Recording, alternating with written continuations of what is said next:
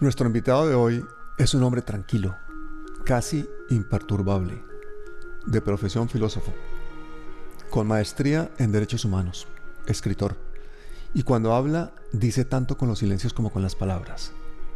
Con esa descripción sería difícil de creer que se trata de uno de los protagonistas indiscutibles de la historia reciente de Colombia, uno de los países más violentos e injustos del mundo. Pero es así. Una lucha que comenzó como víctima, pues su padre, otro luchador incansable, fue asesinado. Y nuestro invitado ha dedicado su vida no solo a esclarecer ese asesinato, sino el de miles y miles de víctimas de crímenes de Estado en Colombia. Iván Cepeda, bienvenido. Es un honor tenerte aquí. Gracias, Pablo.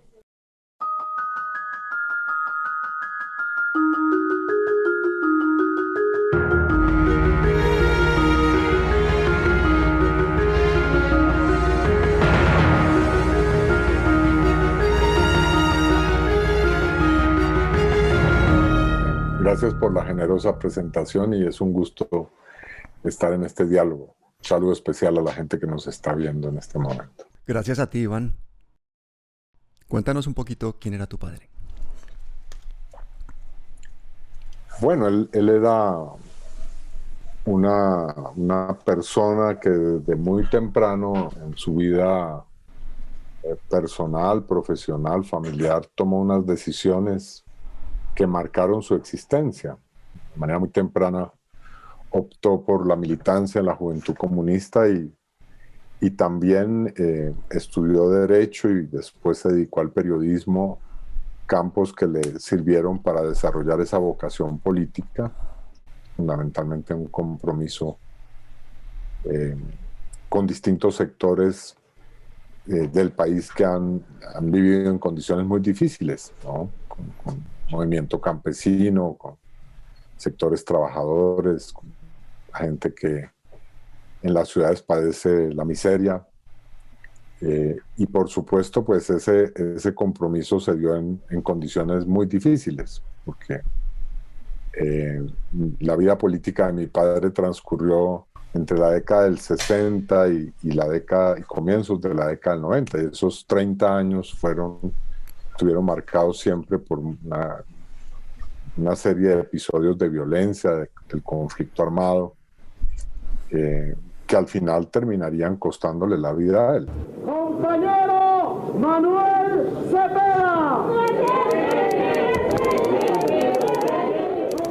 Hemos dicho con palabras claras que quienes han asesinado a mi padre son aquellos que también han asesinado a 2.500 hombres que, como él, han dicho la verdad en Colombia. Son los que mi papá claramente dijo que atentarían contra su vida y que bajo el nombre de golpe de gracia han cegado la vida de tantos hombres de honor en Colombia. Él estuvo muy involucrado en los procesos de paz, en la denuncia del exterminio contra la Unión Patriótica y contra el Partido Comunista. Y bueno, ese fue su recorrido. A eso consagró su vida y a esos principios siempre respondió de manera coherente. Y para los jóvenes que nos están oyendo, que no saben lo que fue el exterminio de la Unión Patriótica, fue un verdadero holocausto. Se asesinó a los dirigentes militantes de todo un partido político de izquierda. Había 2 candidatos presidenciales, 8 congresistas, 13 diputados, 70 concejales, 11 alcaldes y 6.000 militantes. Fueron exterminados. Que no se puede ser consecuente con la paz y hablar de paz mientras no se combate efectivamente a los grupos paramilitares. De que no se puede hablar de paz ni ser consecuente con la paz cuando no se castiga ejemplarmente a los miembros del Estado comprometidos en la violencia contra la población civil. Iván, ¿quiénes fueron los asesinos y quiénes dieron las órdenes? Bueno, lo primero es señalar que en realidad son 2 procesos de genocidio que están superpuestos. porque el Partido Comunista Colombiano, desde sus orígenes en la década de 1930 hasta el día de hoy, es decir, estamos hablando de casi 90 años, ha sido objeto de una permanente persecución. El Partido Comunista hizo parte de la Unión Patriótica, es una fuerza que fue preponderante en la creación de la UP, y ese periodo fue especialmente intenso dentro de ese exterminio, así que a mí me gusta señalar que en realidad son el genocidio del Partido Comunista y el genocidio de la Unión Patriótica. Pues sí es un episodio de violencia, pues tal vez el más grave que ha ocurrido en la vida política del país. Nosotros, quienes hemos padecido ese proceso de exterminio, señalamos que hay una clara responsabilidad del Estado colombiano, de distintos gobiernos, de distintas instituciones, en alianza con otros factores de violencia, que también están muy imbricados con el Estado colombiano, como es el paramilitarismo y el propio narcotráfico. Regularmente aquí se quiere hacer una distinción entre el narcotráfico y el Estado, y resulta que muchas veces es el Estado, está involucrado directamente con determinadas estructuras del crimen organizado. Pero aquí también han tenido influencia y participación actores extranjeros, Estados Unidos, Israel. Precisamente en estos días estamos en un debate muy álgido sobre si las agencias de inteligencia israelí tuvieron algún tipo de participación en el genocidio de la Unión Patriótica. Lo que sostiene ese artículo es que esta persona que tiene una gran relevancia en la historia de Israel, que cumplió un papel. Tú me disculpas, pero estoy en mi casa y vas a escuchar algunos efectos domésticos. Esta es una persona que tiene un gran peso en la historia del Estado de Israel, ni más ni menos que fue el encargado de una operación transnacional para capturar a un criminal nazi, ¿no? A Eichmann, que después fue juzgado en Israel, ¿no? Como se recordará. Lo que dice el periodista Donadío es que está comprobado que esta persona fungió como asesor de seguridad del gobierno colombiano. Pero además hay otros datos en ese artículo. Por ejemplo, hay una referencia muy concreta al general hoy en retiro Rafael Zamudio Molina, quien es un enemigo declarado de la Unión Patriótica. Y hay varios hechos que muestran su actitud. Una de ellas es que un funcionario del gobierno del presidente Barco, es decir, estamos hablando del final de la década de 1980, fue a visitar al señor general, el que era encargado de la paz en Colombia en ese momento, el consejero de paz Carlos Sosa, y le dijo que estaba muy alarmado porque estaban asesinando diariamente a militantes y dirigentes de la Unión Patriótica, que cada día estaban matando a una persona. Y entonces, de manera muy sarcástica, y esa es una respuesta realmente macabra, el general Zamudio le dijo que a ese ritmo nunca iban a acabar, ¿no? Como dando a entender que el trabajo no se estaba haciendo lo suficientemente, en forma suficientemente eficiente, ¿no? Entonces, hechos como esos, a mi modo de ver, son hechos que hay que investigar muy seriamente y que muestran efectivamente que puede haber una responsabilidad en cabeza de figuras que tienen o tenían una conducción del Estado en ese momento. Y haciendo un paralelismo con la actualidad, ¿tú crees que estamos ante un nuevo genocidio dado el número alarmante de líderes sociales excombatientes de las FARC y defensores de derechos humanos asesinados en los últimos años? Mi tesis es un poco más, más radical en ese sentido. Yo creo que Colombia ha vivido genocidios continuos. Es decir, el problema es que a cada cosa se le pone un nombre y se le ubica en una época y pareciera que son hechos aislados.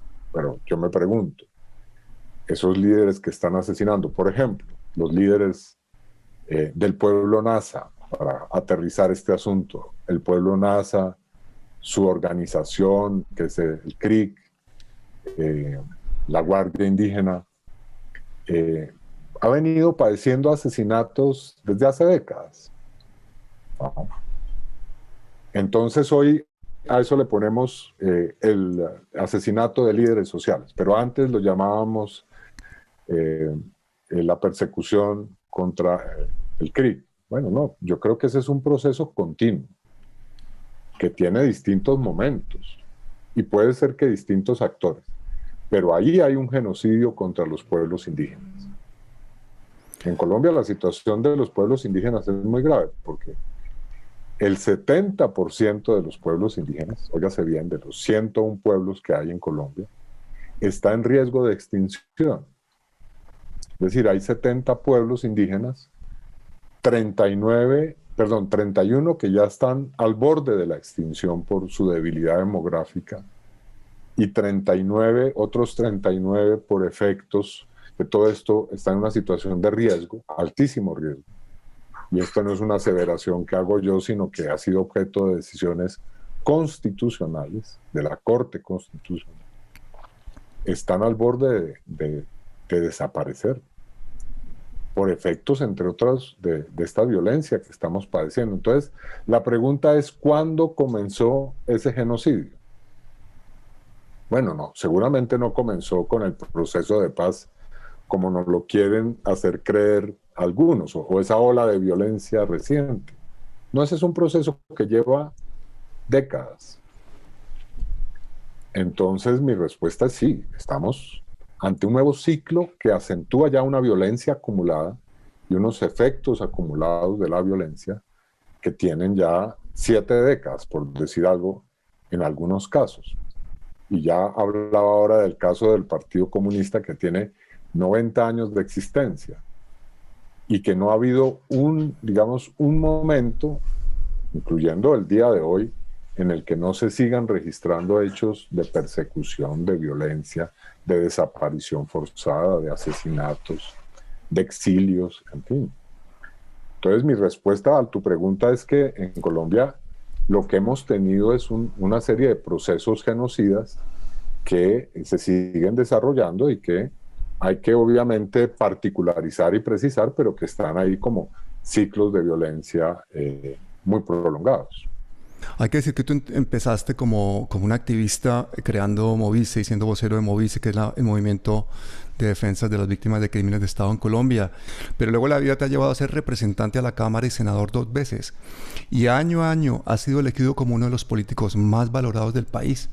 Y ha sido por el calado de tus debates en el Congreso, en el que te enfrentas con un valor casi temerario a las oscuras fuerzas mafiosas y paramilitares que gobiernan a Colombia desde hace 2 décadas. Pero hubo un antes y un después, y fue cuando el expresidente Álvaro Uribe te acusó de intentar sobornar testigos en su contra. Y 7 años después la Corte Suprema de Justicia termina dándose cuenta que es Uribe el que soborna testigos, y el caso espectacularmente se da la vuelta y termina Uribe en arresto domiciliario. ¿En qué va eso y qué se puede esperar que pase? Bueno, no sabría decir eso porque este proceso es un proceso muy largo que ha dado muchos giros. Tú ya mencionabas uno que ocurrió en el año 2018, pero ahora ha dado otros. Ahora estamos en otro terreno. Uribe renunció a su investidura parlamentaria y ahora pues es la Fiscalía. Nosotros hemos dicho junto a mis abogados que respetamos, por supuesto, y acatamos las decisiones que se tomen, pero tenemos evidencia de que ahí no se nos están dando las garantías necesarias por algunos hechos que podríamos detallar, pero tenemos un muy fuerte sentimiento y incluso certeza de que las cosas no se están llevando como se debiera. Entonces, es muy probable que ahora venga un momento en el que se intente borrar las pruebas y prácticamente poner a Uribe en una situación de impunidad. Eso es lo que yo sostengo, ¿no? Esa es mi acusación como víctima en este proceso. Así que no sabría decir cuál va a ser el desenlace, es muy difícil preverlo. Además, ya no es un solo proceso, hay ya 3 procesos. En realidad está también siendo juzgado ya en este caso el abogado de Uribe, el señor Diego Cadena, uno de sus abogados, y también un copartidario que es el representante a la Cámara, Álvaro Hernán Prada, que también puede terminar siendo llamado a juicio. Entonces, es difícil hacer un pronóstico sobre este asunto. Lo que sí puedo decir es que es un proceso que vamos a llevar hasta sus últimas consecuencias, instancias, y que tiene un doble nivel. Es por una parte un proceso judicial, pero también es un proceso que se está dando ante la opinión pública, en el cual la opinión pública está pudiendo ver lo que está ocurriendo. Entonces yo creo que esto tiene unos efectos que van más allá simplemente de la cuestión de si va a haber una condena o un juicio en el caso de Uribe, sino que también tiene efectos políticos. Y creo que son efectos políticos saludables, porque estamos asistiendo a un ejercicio que era impensable, y era que pues, Uribe, que era considerado como una especie de semidios, que era intocable, que no era susceptible de ser llamado a rendir cuentas, pues hoy lo está teniendo que hacer. Además de los empresarios y los terratenientes, que en muchos casos eran los mismos, los políticos, especialmente los aliados del expresidente Uribe, también aprovecharon esa máquina de muerte para llegar al Congreso. Más de 98 parlamentarios fueron investigados por la Fiscalía por sus vínculos con los paras. Hasta el momento, 35 de los políticos han sido condenados. 2 parlamentarios, Gidis Medina y Teodolindo Avendaño, fueron comprados por el gobierno Uribe para garantizar su reelección. Y Uribe dice que no sabía nada de lo que hacía su abogado, ¿no? O sea, que no le importa sacrificar a Cadena en un momento dado. Pues es muy paradójico, ¿no? Como todo lo que ha sido la defensa de Uribe, porque de una parte él dice que no tenía conocimiento y que hubo una serie de actuaciones que hizo el señor Cadena sin haberle informado o que le informó después de que había ya tomado las acciones, pero al mismo tiempo lo mantiene como abogado, ¿no? Es decir, al mismo tiempo que rechaza y dice que no conocía eso, se sostiene en que su abogado es un hombre recto, ¿no? Entonces aquí la pregunta es, ¿por qué esa actitud tan contradictoria? Es decir, si sabe que estaba haciendo cosas que no debió hacer, ¿por qué hoy lo sigue defendiendo? Y la respuesta, a mi modo de ver, es solamente una posible, y es que él sabe que fue puesto en evidencia las acciones que son delictivas, pero al mismo tiempo no puede traicionar a su abogado, porque eso podría representar que él hable. Diego Javier Cadena, el abogado que ha recorrido cárceles en busca de testimonios de paramilitares que favorecieran a Álvaro Uribe Vélez y a su hermano Santiago, era hasta hace poco una persona desconocida en el ámbito público, pero célebre en el mundo de la mafia. Cadena hizo su carrera en los centros penitenciarios, defendiendo a los capos más importantes del norte del Valle, como Don Diego, Víctor Patiño Fomeque y Diego Rastrojo, entre otros clientes. Alias Don Diego tendrá que responder por el asesinato de por lo menos 245 a manos de una estructura criminal puesta por miembros del ejército, la policía, políticos de la región y fuerzas paramilitares. Entonces llama muchísimo también ese tipo de abogados, esos perfiles de los que se rodea Uribe. Pero no es un asunto exclusivo de los abogados, ¿no? Es decir, en el caso de Uribe es como una constante. Es que son los abogados, son los aliados políticos, son los amigos que después de que son llevados a un juicio, que son condenados incluso, él sigue defendiendo como personas probas, personas rectas. Entonces ese es una especie de patrón de comportamiento, ¿no? Y eso nos preocupa cada vez más. Y de hecho, hoy en día, con un gobierno cada vez más autoritario, que ha negado la personería jurídica a la fuerza política más importante de la oposición, con un presidente que cuestiona las decisiones de la Corte Suprema de Justicia, que gobierna como jefe de partido más que como estadista, hasta el punto que quiere acabar con los acuerdos de paz, que incluso quiere acabar con las cortes y hacer una corte única y a medida, y que está aprovechando la pandemia para gobernar por decretos presidenciales y realizar todo tipo de reformas, de impuestos, de salarios, siempre favoreciendo a los ricos.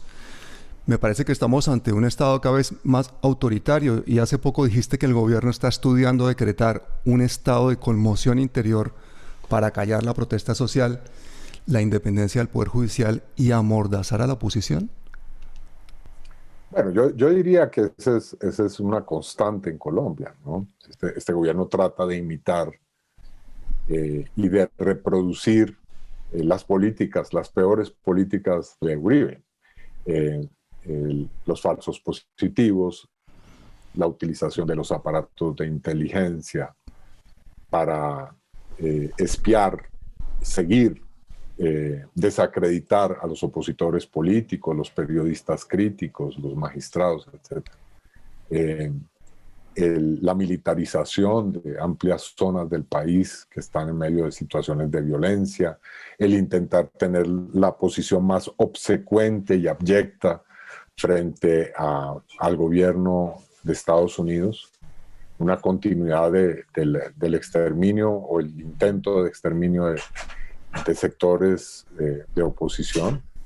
Pero además yo diría en medio de un contexto que favorece precisamente esas raíces autoritarias, y es el contexto de la pandemia, de la crisis sanitaria, de la posibilidad de concentrar el poder político, de abusar de los medios de comunicación y de la centralización de los canales de comunicación para generar un estado de opinión, de la emergencia en el mundo, y este ya no es un problema del gobierno colombiano solamente, de una extrema derecha que es cada vez más fascista, para decirlo claramente, y que tiene expresiones en todas partes, ¿no? Y de un enfrentamiento entre sectores democráticos y modelos abiertamente, yo digo ya fascistas. Eso no, a mí no me parece. O sea, que tú crees que se está preparando una dictadura. Maquillando. Yo creo que en Colombia, en esto apelo un poco a algo que decía alguien, que el día en que tengamos un golpe de Estado en Colombia no nos vamos a dar cuenta.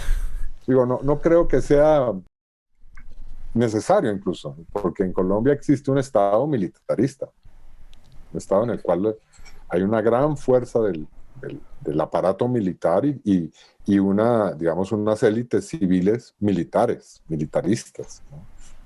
Entonces puede ser que sí se avance en intentar acabar con ciertas formas y ciertas instituciones que se han ido conquistando y que sí son fruto de una lucha democrática, pero no creo que en Colombia veamos en el futuro a los militares tomando el poder. No, esa no va a ser aquí la modalidad. Aquí ya ha habido, digamos, los golpes de Estado no son necesarios en un país que tiene una tradición autoritaria como la de Colombia, creo yo.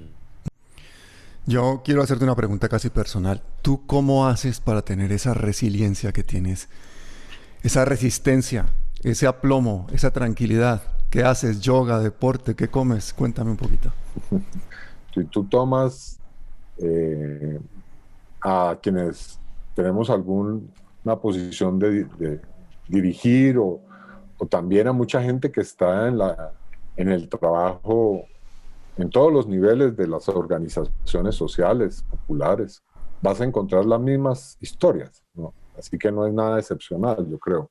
Es parte de una tradición y pues que tiene distintas manifestaciones y distintas formas de ser. La mía es pues esta que hemos venido comentando, pero hay muchas personas, yo diría en general, quienes ocupan cargos de dirección en esto y quienes han tenido una historia larga en los movimientos sociales en Colombia, tienen el mismo tipo de de vida y la misma, digamos, la misma historia de resistencia, claro. Yo te pregunto eso porque no me imagino qué sientes cuando el que te da la palabra en el Congreso y decide quién se discute primero es alguien investigado por compra de votos, quien además como congresista bate récord de ausencia, tiene el mínimo posible de proyectos presentados y además detrás tiene un clan multimillonario que se ha consolidado gracias al clientelismo y que posiblemente termine siendo candidato presidencial. ¿Cómo se puede llegar al Congreso en una minoría y hacer oposición en ese tipo de situación? Yo por eso te digo, es resiliencia pura. Pero digamos que precisamente en esa enunciación que tú haces, lo que se demuestra es la gran vulnerabilidad que tienen personas como esas y ese poder. Entonces, son muy vulnerables realmente porque no resisten un examen a fondo. Y eso es lo que nosotros hacemos permanentemente. Nosotros, el papel que cumplimos es evidenciar ese tipo de circunstancias.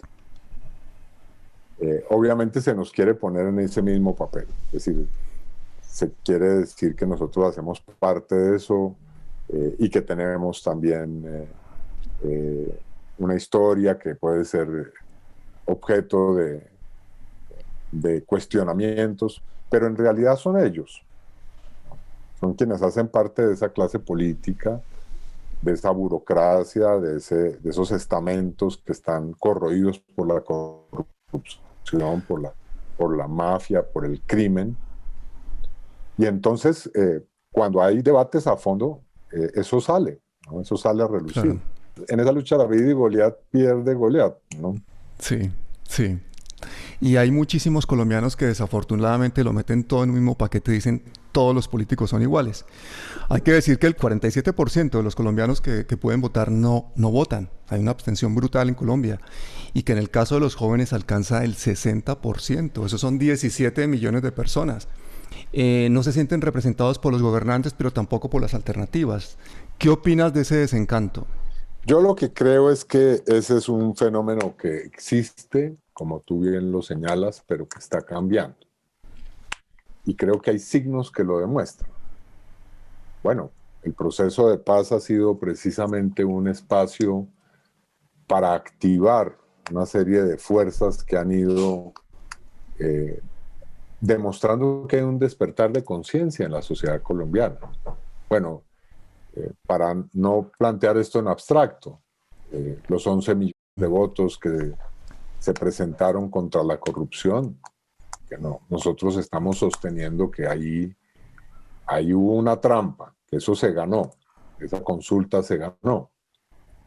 O el hecho de que por primera vez un candidato que está en la oposición obtenga pues un favor popular tan significativo como el que obtuvo Petro y Ángela María Robledo, o el hecho de que haya surgido una bancada alternativa en el Congreso, o el hecho de que estemos en movilizaciones sociales que han sido muy multitudinarias y significativas, pues prácticamente ya desde hace más de un año, bueno, vamos para un año.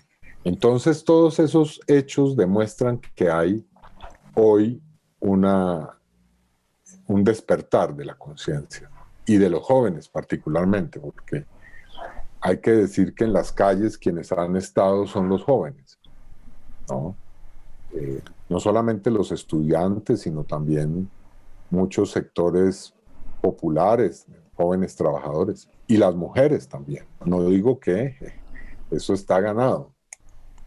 Precisamente hay una fuerte campaña para despolitizar a los jóvenes. La idea de que hay que dejar la política, que la política no sirve para nada, que toda persona que entre en la política indefectiblemente se corrompe, porque precisamente lo que se quiere es que la gente no lo haga, que no asuma la posibilidad de estar en política. Ahora, que la política no termine indefectiblemente en corrupción, pues la manera de demostrarlo es que en Colombia, lo he dicho muchas veces, hay que ir a los cementerios a ver a muchos dirigentes políticos que sí cumplieron y han cumplido a costa, al precio de su vida, con sus compromisos políticos.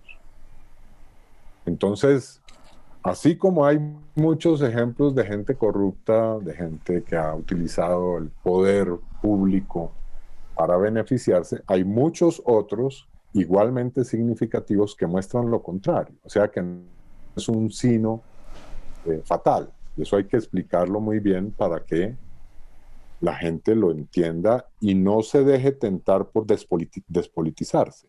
En estos días le diste una puñalada casi mortal al sistema electoral o a la idea que tenemos del sistema electoral colombiano y su legitimidad. Demostraste con datos oficiales que en el censo el censo, para los que no lo sepan, es quien dice quién puede votar y quién no. En el censo había más de 8 millones de inconsistencias. O inconsistencias con los datos de la registraduría, es decir, que se han contado millones de votos que jamás deberían haberse admitido, al menos en los últimos 5 años. Esas son elecciones presidenciales, esas son elecciones generales. Esa es la consulta anticorrupción, que había, por ejemplo, centenares de municipios en los que había más votantes que habitantes, o más de 7 millones de cédulas que no ponían edad, o sea que se podían votar los muertos, los menores de edad, cédulas de los mismos fallecidos votando año tras año. Casi 1 millón de votos de personas que o eran militares o estaban condenados o tenían más de 100 años, ¿no? Tenemos uno de los índices mayores de longevidad, según esto, del mundo en Colombia. ¿Eso no sería suficiente para anular la consulta anticorrupción o las pasadas elecciones generales? Efectivamente, el universo sobre el cual se hace el conteo de los votos y se habilita a alguien para votar es lo que se considera el censo, ¿no? Es decir, las cédulas que están habilitadas en un momento determinado para poder ser tenidas en cuenta y registradas como válidas. Entonces, lo que se ha probado, y no lo digo yo, lo dicen los datos oficiales de la Contraloría, de la propia Registraduría, y lo que ha reconocido el propio registrador. Es decir, en esto mejor, la prueba reina es que se nos avalaron 3 artículos en el reciente código o la reforma del Código Electoral reestructurando el censo electoral. Es decir, el registrador tuvo que reconocer que está desfasado el censo. Y eso tiene una consecuencia muy grave, y es que todas las elecciones, todos los procesos electorales quedan automáticamente cuestionados. Ahora, en distinto grado, podemos discutir qué tan válidos fueron determinados resultados. No estoy diciendo que todos los resultados son falsos, pero sí hay un problema muy grave. ¿Por qué? Porque esos desfases, así como algunos pueden ser involuntarios, otros han sido provocados e intencionales y han servido al fraude electoral. O sea que aquí hay gente que ha ganado elecciones de una manera fraudulenta. Bueno, eso no es ningún descubrimiento realmente, ¿no? Entonces, lo primero que hemos puesto en discusión es de los resultados de la consulta anticorrupción. Nos fallaron en contra una tutela que interpusimos y seguramente hoy debemos estar apelando a esa tutela porque el juez, a nuestro modo de ver, no tomó en cuenta hechos que son protuberantes. Y es que el propio registrador reconoció que el censo estaba inflado en el momento de la consulta. O sea que la consulta nosotros sostenemos que se ganó. Iván Cepeda, ¿te gustaría ser presidente? No, a mí lo que me gustaría es que podamos poner a alguien en la presidencia. Yo creo que hay muchas personas que hoy están candidatizadas que tienen el mérito, el conocimiento necesario para hacerlo. Menciono a Gustavo Petro, menciono a Alexander López, que es candidato de mi partido.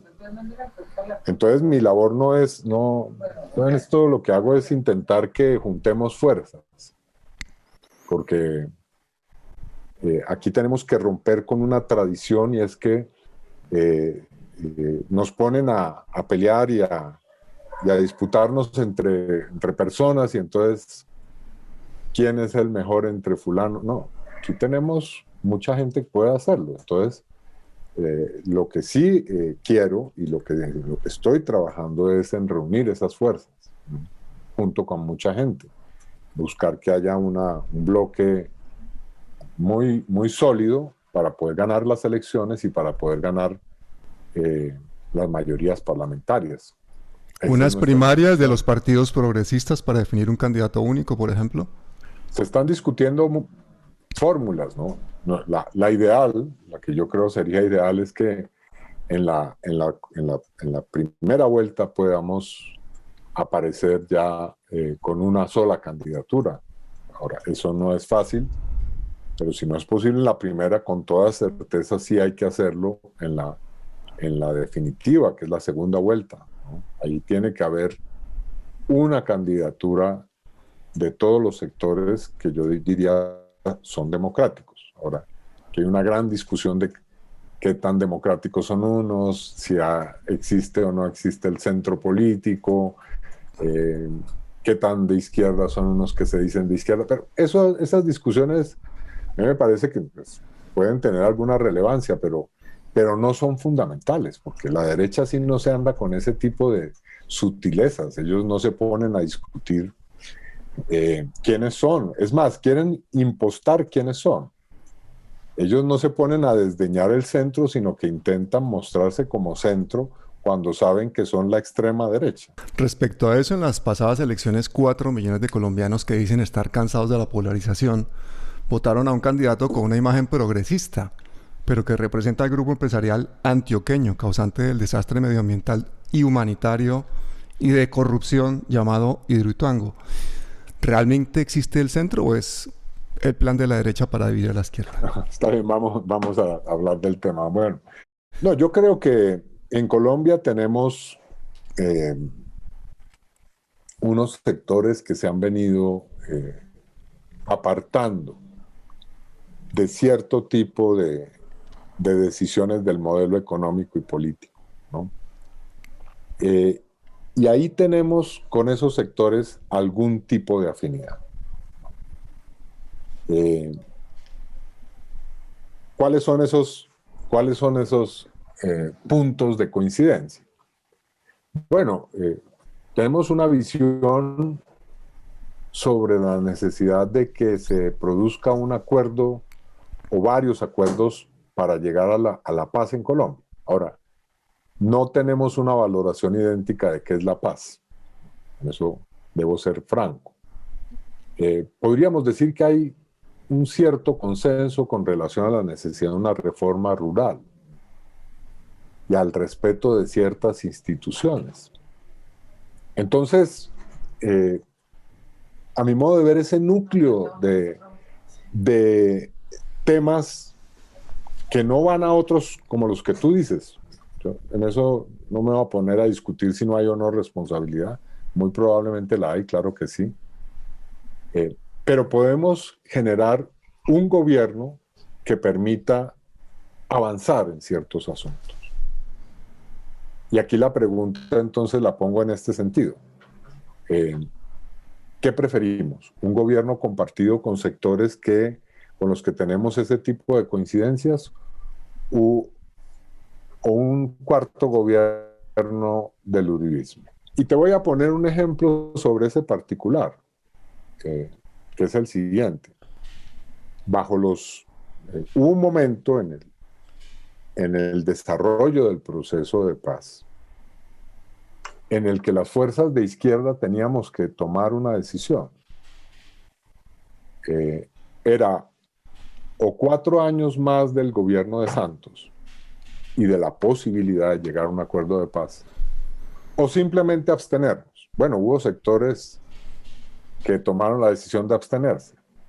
Lo respeto, no comparto su decisión, pero si la izquierda no hubiera tomado esa decisión, que a mi modo de ver fue correcta y oportuna, sencillamente no se hubiera podido terminar el acuerdo de paz. Bueno, no es exactamente la misma circunstancia, pero es el mismo tipo de decisión que debemos tomar. Y tomar partido, ¿no? Porque yo te pregunto, ¿se puede ser, por ejemplo, progresista y pedir el voto en blanco como lo ha hecho en el pasado el senador Robledo? Mi norma no es discutir con la gente del campo que yo comparto. Yo no hago esas discusiones. No porque no tenga argumentos o porque me dé miedo discutir, ¿no? Internamente hemos tenido muchas discusiones, sino porque no creo que haya que facilitarle la tarea a quienes son nuestros enemigos comunes. Entonces, por supuesto, esa decisión yo no la compartí. No la compartí y tomé una decisión contraria y fui consecuente con esa decisión. Pero no por eso voy a demeritar a un congresista y a un líder político como es Jorge Enrique Robledo. Y te doy un ejemplo reciente. Nosotros, y esto ya es público, hemos tenido en el Polo Democrático que tomar una decisión que se venía de alguna manera incubando, y era la de, digamos, dejar de seguir juntos. Y se tomó esa decisión. Y a mi modo de ver se tomó de manera acertada y de una manera correcta, que fue hacer una separación amigable. Y no entrar, como se hacía en la década de 1970, a una zambra pública de la izquierda, que ese es, digamos, el festival que quiere la derecha y la extrema derecha hoy. Hoy quieren vernos enfrentados, discutiendo, mientras ellos hacen lo que están haciendo, sin que nadie los controle. No, para mí ese no es el ejercicio que hay que hacer hoy. Hoy lo que tenemos es que buscar esos puntos que nos unen para lograr un estadio en el cual esas discusiones que tú planteas y que yo no niego que sean válidas puedan tener otro contexto y podamos darlas de otra manera. Bueno, pero no en el momento en el que digamos, las hordas fascistas están desfilando por muchas calles. No me refiero solo a Colombia, eso que vimos en Estados Unidos es muy grave. Estados Unidos es una potencia nuclear, ¿no? El presidente de los Estados Unidos tiene un maletín en el cual tiene los códigos para activar armas nucleares, para decirlo claramente. Entonces, frente a realidades como esas, nosotros tenemos que priorizar las discusiones, diseñar estrategias que nos permitan avanzar. Pero ya llegó el momento en el cual debemos gobernar. Debemos poder revertir esa situación.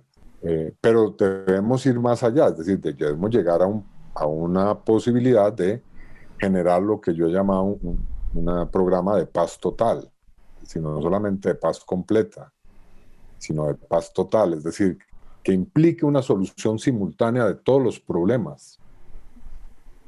Y eso, aunque es ambicioso, creo que es posible. Con 17 millones de colombianos que no votan, con esa juventud desencantada, ¿no crees que tenemos una urgencia real de hacer una pedagogía social masiva en Colombia? Sí, yo creo que eso es fundamental. Y creo que esa es una labor permanente, perseverante, explicativa, paciente, que hay que hacer. Si hay algo que detesta la extrema derecha es el FECODE, ¿no? Por ejemplo, para tratar un tema. ¿Por qué esa actitud tan encarnizada con los maestros y las maestras en Colombia? Bueno, porque saben que hay educadores que en Colombia están formando a las generaciones, ya no en esa educación conservadora, confesional, una educación para la sumisión, sino una formación para el ejercicio de los derechos, el ejercicio de la ciudadanía, el ejercicio de la rebelión cívica. Entonces eso produce pánico, por supuesto, y entonces sí creo que ese es un asunto fundamental. Iván Cepeda, ha sido un honor hablar con un héroe de carne y hueso. ¿Quieres decirle algo a esos millones y millones de colombianos que están ahí esperando dar un paso al frente? Bueno, no, yo creo que tenemos una oportunidad, debemos saberla aprovechar. Invito a que sigamos en esas tareas con entusiasmo, con mucha energía, a pesar de los tiempos difíciles que estamos viviendo. Muchísimas gracias, Iván. Y cuídate mucho este diálogo. Y hasta siempre. Bueno, un abrazo, Pablo. Como Estado, recordamos estos hechos, no los olvidamos, los rechazamos enfáticamente y nos avergonzamos de que hayan cumplido contra una población inocente, por lo cual les pedimos perdón a ustedes, a sus padres, a sus madres, a sus